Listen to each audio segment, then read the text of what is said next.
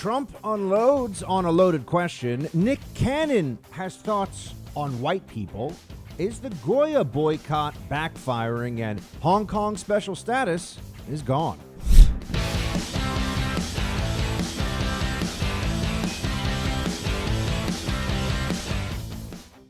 Welcome, everybody, to the Sexton Show. Thank you for being here. My, oh my, I cannot believe it is the middle of summer.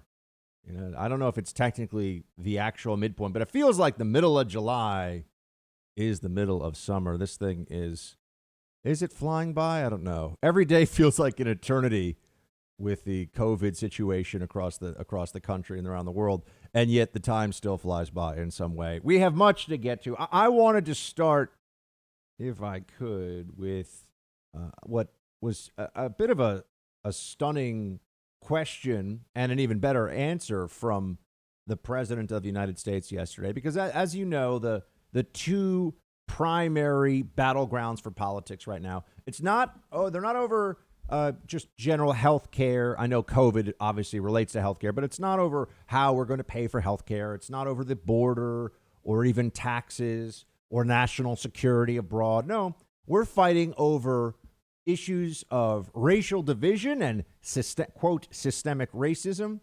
and COVID-19 and the response to it. That's where all of the media narrative and energy is currently going, really on both sides. And certainly with COVID, it's understandable why that's the case. It's not as clear to a lot of folks why we should be spending so much time talking about police reform and defunding cops when we all know that it's already backfiring as a strategy for making communities safer. Maybe it's not backfiring as a Democrat mobilization tool. But the president was asked by Catherine Herridge over at CBS a question that you got to wonder why. Now, I think she's just reflecting the liberal journo consensus out there, which is that they still believe that black people in particular in this country are dying at the hands of evil cops every day. When, as we know, it's actually quite rare. It's very rare that a law enforcement officer kills a black American for reasons of racism or excessive force or whatever illicit reason we may be under the circumstances. We know that. But Trump was asked this question. I want you to hear how he responded. Play clip 1. Let's talk about George Floyd. You said George Floyd's death was a terrible thing. Terrible. Why are African Americans still dying at the hands of law enforcement in this country? And so are white people. So are white people. What a terrible question to ask. So are white people. More white people, by the way. More white people. Now, what was stunning wasn't just that the president here, you're starting to see glimpses of who this guy was in 2016 and for most of his presidency. And I understand. I think he's been just beset on all sides with this COVID thing and then the BLM protests and Antifa and the statue toppling. He's been under a lot of duress and doesn't get a whole lot of help. And I got to say, it feels like much of the establishment conservative media, has been just ineffective in their messaging on this. Ineffective. Not willing to really take the fight to the other side. I think there are people who want to make sure that they don't get too deep in their Trump support this time so that if Trump loses, they still are corporate friendly. They still can hold on to their privileged perches, which is obviously not about the movement and not about the country first. It's about some people lining their pocketbooks.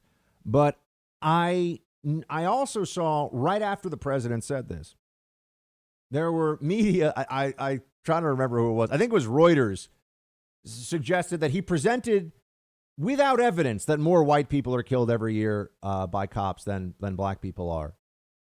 No, this is just a fact that we all know. Everyone knows this. This has been a part. The president doesn't have to cite the page of the study or the FBI report. This is known. This is a known fact, right? These are two different things that people already know. The statistics show that more white people are killed every year than black people by cops. And yet there's no movement out there. I know why. This is where all the social justice warriors would start screaming about systemic racism and all this stuff. Okay, but the truth is the truth. And we need to start digging in deep on this. We need to find those facts that undermine the leftist narrative and just keep repeating it and saying it and staring into the faces of the leftist mob when they chant their slogans that are loaded with political implication, but are either misdirections from the facts, misrepresentations, or just outright fabrications. That's what we're up against in this debate.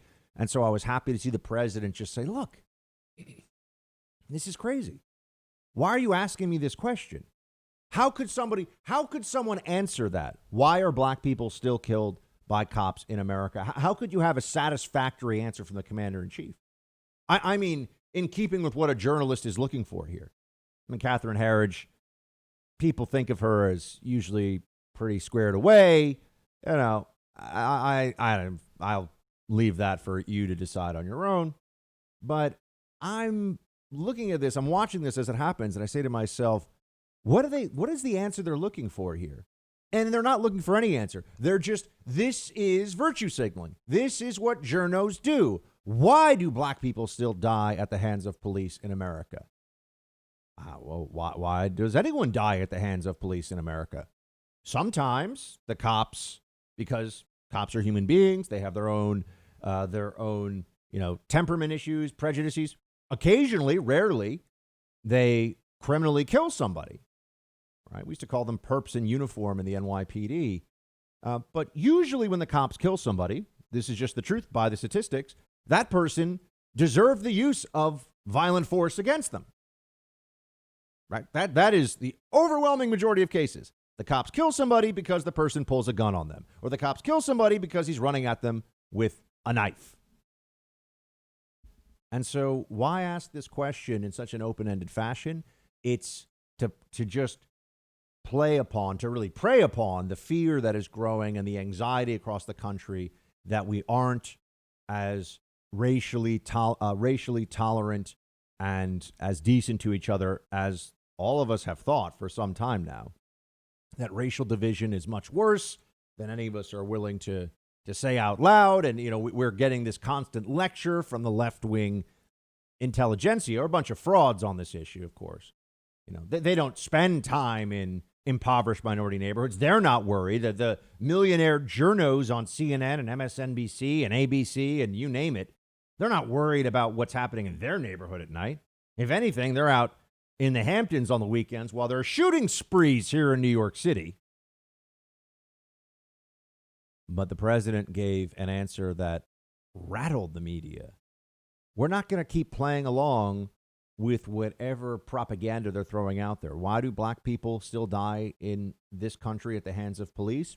It depends.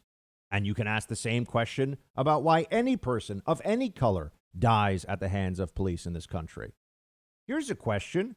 Why is it that Asian Americans die at substantially lower rates per capita than white people in America? I'm just wondering, why are more white people are killed than Asian people by cops on a per capita interaction with police basis? A lot more.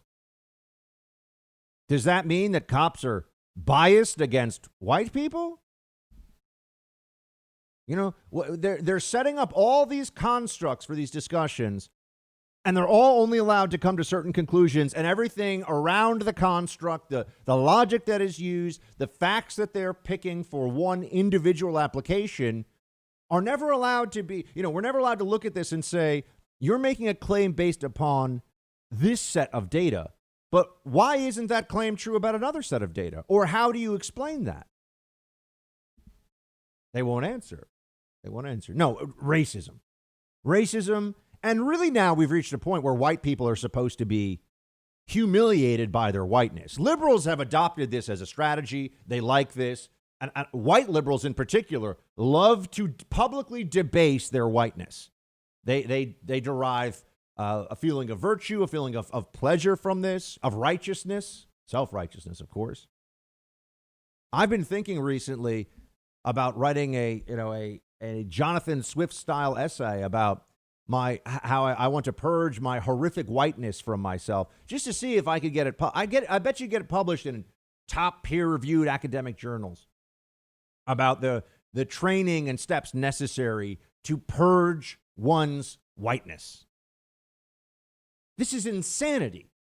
This undermines not just the rule of law, but our moral order, our sense of individual dignity and worth and responsibility. Why should anyone's skin color determine anything about them? The conservative position is it does not. The conservative point of view is whether you're white, black, brown, whether you're Asian, Latino, Arab, name it, doesn't matter. All that does matter is who you are as a person, what you do, and the law treats you as a human being, period. That's it. That's our position. That is the right's position on this issue. What is the left's position? Oh my gosh. How much time do you have? White people now are supposed to treat their whiteness as though it is a handicap. They're supposed to apologize for it. They're supposed to grovel. And if you don't grovel, you're treated like you're a white nationalist. Oh, why aren't you apologizing for your whiteness? Why aren't you apologizing for, your ancestors or whatever? First of all, to treat people from, southern Italy like they've had the same experience as people from Belarus and act like everyone's history is the same. If you're in America now, it's all the same. This is completely ahistorical garbage. But liberals, their minds have been infected with this poison, and they're infecting as many other people as they can with their designations about racial attitudes, racial history, all of this. And we're supposed to accept it or else. No, we're going to have to meet them on this battlefield of ideas. We're going to have to say, no, I reject this concept that whiteness is something that all of a sudden you can degrade, denigrate, hate. You can hate whiteness and get away with it in elite culture in America. There is no such thing as a joke about white people that you can't tell. There's no such thing as a historical claim about white people raping and murdering and pillaging and, all these things. You go out there and say that, and you will be fine. Some people might point out that that's a little bit crazy and so on and so forth. But you can say all these things, and if you're a leftist, and particularly if you're a leftist who is a person of color, you get away with it. It's fine. No, it's not fine. It's not acceptable. I'm not playing this game anymore. I'm not okay with this, that being white is to be treated as a bad thing unless you're somebody who will constantly talk about how bad your whiteness is. Then you're okay. This is a false premise. It's an immoral premise, and it needs to be rejected. And the legions of leftist idiots out there need to know that their arguments, they're intellectually vapid, self-contradictory, and worthless arguments about race in America today, like whiteness is somehow something to be ashamed of, is not going to continue in the public sphere without pushback. No attitudes about an individual's race and their dignity and worth tied to that are consistent morally and acceptable socially. This should not be the case. We should not allow this. And the constant denigration of whiteness has just reached a point now where, the people who say this, people who talk about, suppressing whiteness and white privilege and white supremacy, they're just morons. They're really just morons. And we have to now explain to them that their ideas are stupid. I can't believe we're being evicted from our home that we didn't sell. That's what Deborah said when she learned she was the victim of home title fraud. Look, this is a crime that can actually cost you your home. Title fraud is not covered by insurance or identity theft services. The only trusted folks to protect you are Home Title Lock. Your home's legal title is online where cyber thieves find it and forge your signature saying you sold your home to them. In Deborah's case, she didn't know she was a victim until the eviction notice arrived. Home Title Lock puts a virtual barrier around your home's title. If tampering is detected, they instantly mobilize to stop it. So go to HomeTitleLock.com and register your address to see if you're a victim and don't know it. Use code BUCK for 30 free days of protection. That's code BUCK at HomeTitleLock.com. Again, HomeTitleLock.com.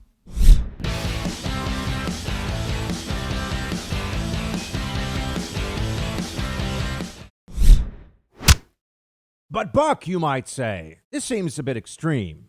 Nobody would really get away with saying horrible things about white people. No public figure, no millionaire celebrity would think that it was in any way appropriate to truly denigrate white people as subhuman savages, quote, barbarians who rape, murder, and kill. Oh, I bring you former husband, I believe, of Mariah Carey and TV host for a show I can't remember, Nick Cannon. Play clip 4. Melanin comes with compassion. Melanin comes with soul that we call it. We call it soul. We soul brothers and sisters. That's the melanin that connects us. Right. So the people that don't have it are a little, and I'm gonna say this carefully, are a little less.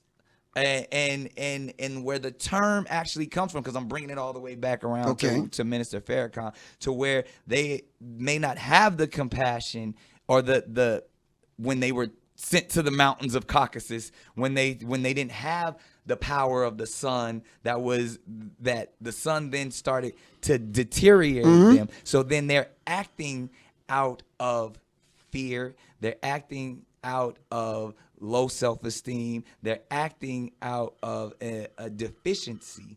So therefore, the only way that they can act is evil. The only way they can act is evil. He goes on to say in that same clip that they rape and kill and are barbarians. Here you have someone who has 4.7 million Twitter followers. Okay, so this is not some rando we found on the internet who had a relationship until today with CBS Viacom, one of the biggest entertainment companies in the world, who's a multimillionaire celebrity who's on a show who's just saying straight up, white people have less pigment and are less than people with more pigment, and they are evil. That's what he said, the word evil. And effectively, they're subhuman barbarians who are upset that they're not as awesome as people with more pigment. This is the definition of racism. But you know what the left says about stuff like this, right? It's not really possible for Nick Cannon, who is black, to be racist because of structural inequality. Well, if that's the case, what's wrong with what he said? Is there any? You should really ask any leftist you know. Is there anything wrong with what Nick Cannon said? Does it bother you that a multimillionaire celebrity who's a radio host? I didn't realize is a radio host. Wow, fellow radio host. My God. It's stunning. It's stunning. This guy has been embraced by corporate America. He's rich. He's famous. And I want to ask you this: do you think he's the only celebrity who thinks this way? I guarantee you there are white celebrities who feel that everything he said is true. I can speak to that. Oh, for sure. That they have been so saturated with self-loathing for their whiteness that they will say that. Nick Cannon is not the only prominent, influential person who has this kind of resentment toward whiteness. I guarantee it.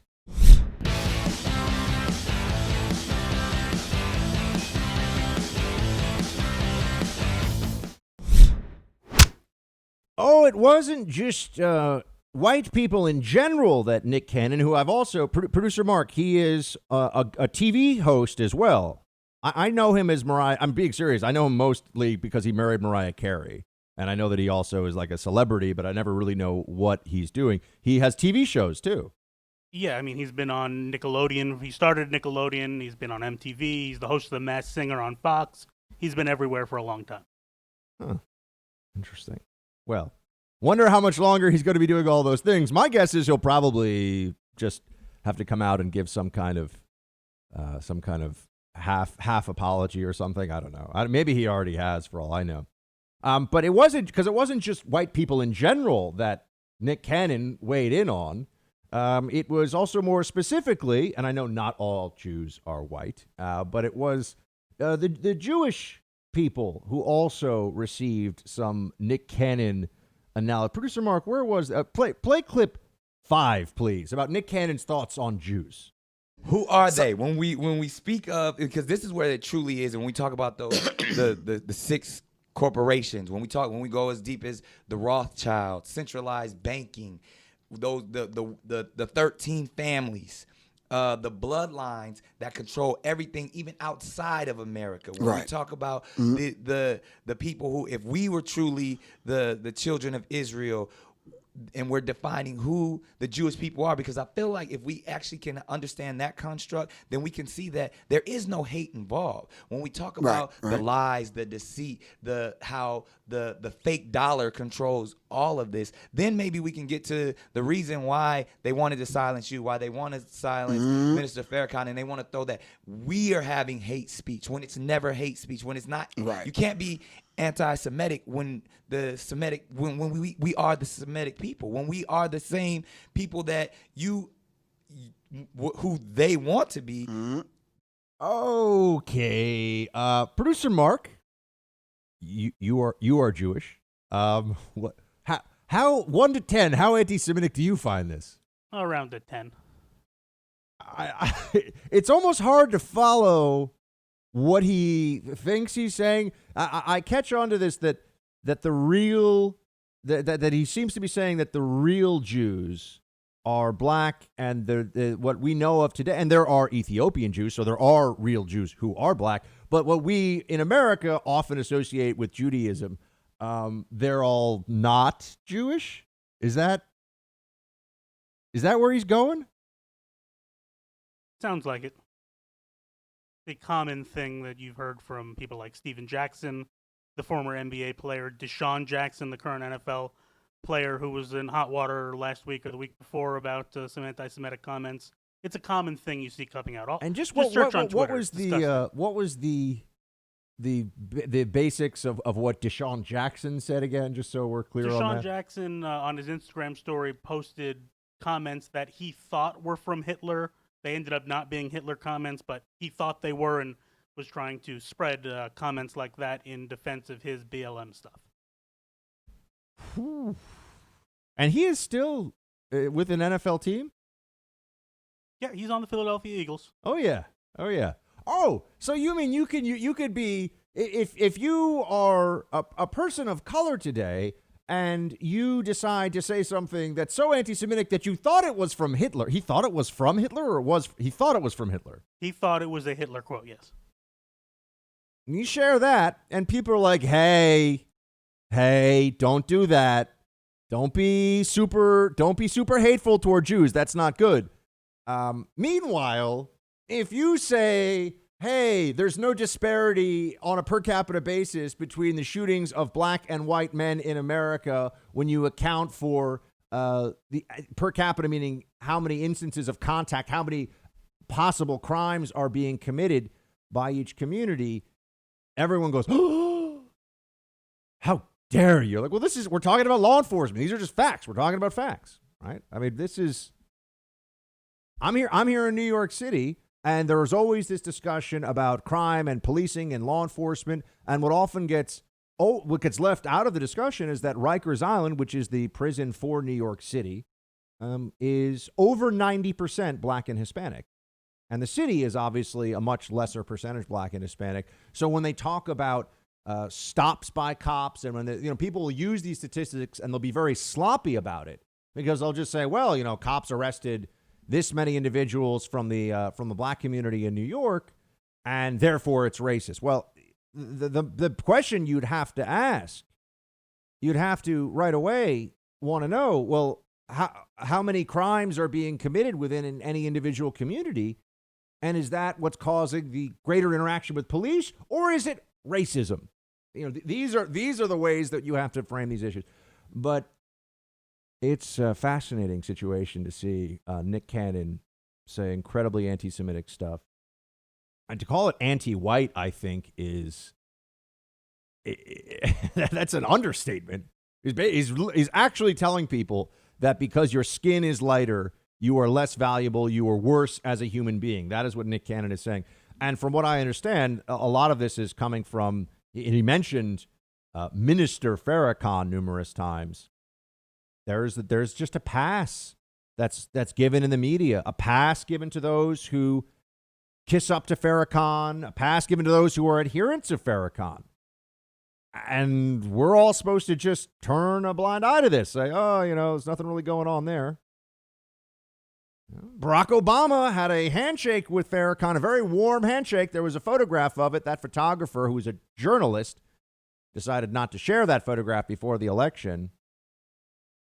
It was a photograph with somebody who is a vile bigot. Farrakhan is a vile bigot. But he's still allowed to be, involved. Certain people are allowed to say that he's okay and they believe him. And we're going to, this is where we're heading now as society continues to fixate and focus on this. We're going to have to deal with what's really happening, where the animosities really are, and who's really a bigot. That's what's coming. That's the next phase of this. Where are bigotries allowed really out in the open in our society, but we're not supposed to talk about it? The Nation of Islam and Farrakhan against Jews, that's certainly one place. But also the anti-whiteness that, as I've said, is so prominent now among white liberals. Not only among white liberals, but so prominent among white liberals is stunning. And if you're wondering what we're also going to be finding out, because now there's all this discussion about schools and what we should be teaching in schools when it comes to race and all of this. Here you have Byron York, who shared this. I mean, this is stunning. Hat tip Byron York on Twitter for this one. The National Museum of African American History and Culture wants to make you aware of certain signs of whiteness. This is all a quote. Individualism, hard work, objectivity, the nuclear family, progress, respect for authority, and delayed gratification. And he shared these. This is a Smithsonian museum. This is like the gold standard of American museums, right? The Smithsonian, the National Museum of African American History and Culture, has posters up. And it's posted on their website that talking about race, assumptions and aspects of whiteness and white culture in the United States. And this is how it reads. White dominant culture or whiteness refers to the ways white people and their traditions, attitudes, and ways of life have been normalized over time and are now considered standard practice in the United States. And since white people still hold most of the institutional power in America, we have all internalized some aspects of white culture, including people of color. I can't read all this to you, but it's fascinating. These are the things that are identified as whiteness that have been internalized, and I suppose we're now going to question whether these are good things. First of all, I question that these are white things. They're saying they're white things, but then are we allowed to say that these things are just inherently virtuous and praiseworthy, or is that now white supremacist? It's not even clear. How are you supposed to talk about this? This is from the Smithsonian.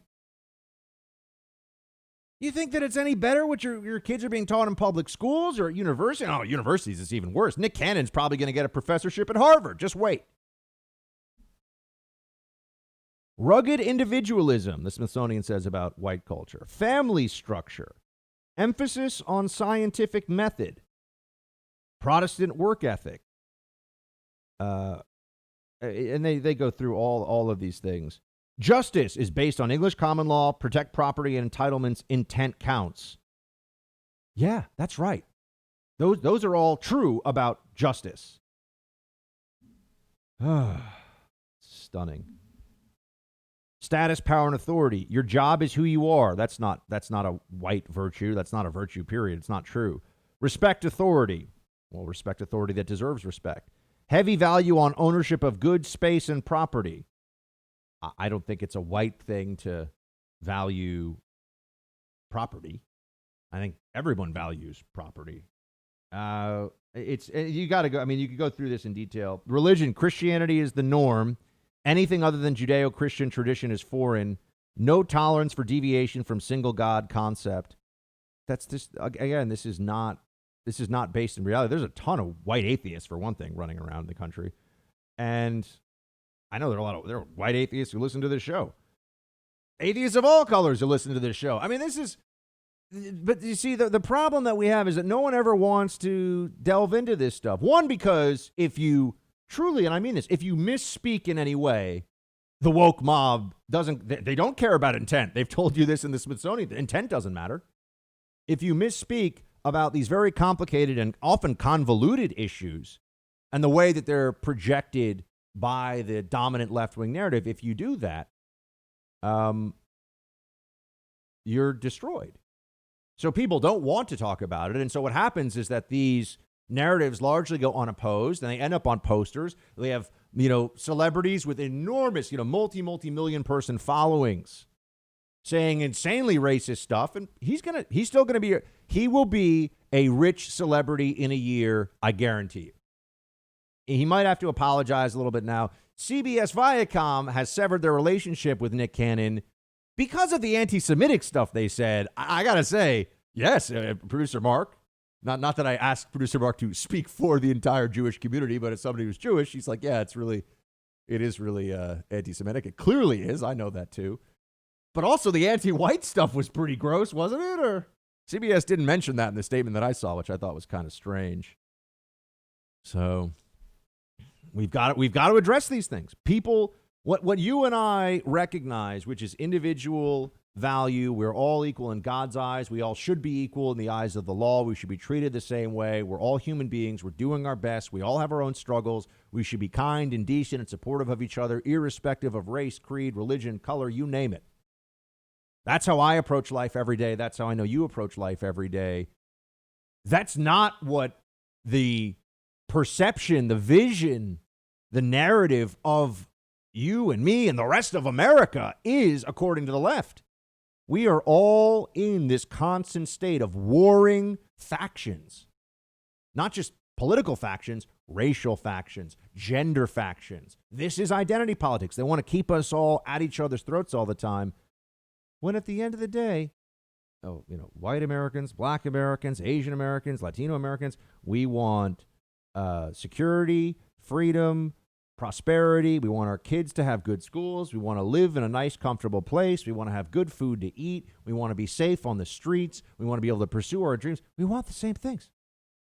And that's what America is really supposed to be about. We've created a system that allows us to pursue those same things.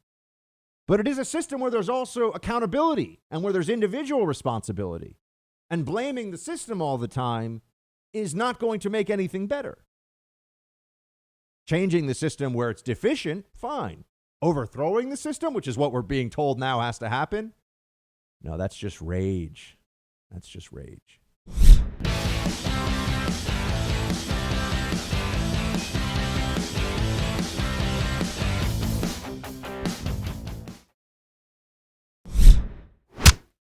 Who are we really as Americans? Who are we supporting when we say we support cops? Something will come to your mind when I say that, right? When I ask these questions, you'll have a projection in your own, of your own perception. When I think of cops, I think of people doing a critical job and doing it well. And I'm thankful that there are people that put on the badge and that make sure that we sleep soundly at night to the best of their ability. I'm thankful for that. And I also know that they do things across the country for all communities. And also, our law enforcement community is itself very diverse, particularly in large cities. So you have police officers who are black and brown and Asian and white who are doing God's work every day. An example of this was up in Michigan. There was a cop, and we'll play the audio for you. It has a happy ending, so the mother is hysterical, understandably. She's got a 3-week-old infant who is choking to death, and her mother is watching, completely distraught, understandably. Cop is on the scene, and this is how the circumstance. I believe the officer is Asian. Not that matters, Asian American, but I'm just saying we do have very diverse police forces across the country. Play clip 2. Hold on. Let me see the baby. He's still blinking. He's blinking. Okay, hold on. Hold on. Yep, there you go. Okay. He's crying. He's crying. Okay? He's crying. Hey, it's okay. He's crying. He's fine. The baby was all right. The officer performed what is essentially a Heimlich maneuver for infants, got the obstruction out of the baby's throat, turned the baby upside down, did exactly what the officer was trained to do, saved that 3-week-old's life. Defund cops, the libs scream. Defund cops, yeah. Because if maybe there was a group of angry protesters there, things would have turned out better. It's time that we show respect in this society to people who deserve it. And it's time that we tell those who are disrespectful out of their own personal animus and desire for power that we're not going to tolerate it anymore. We support our cops. Back the blue. And this cop's a hero.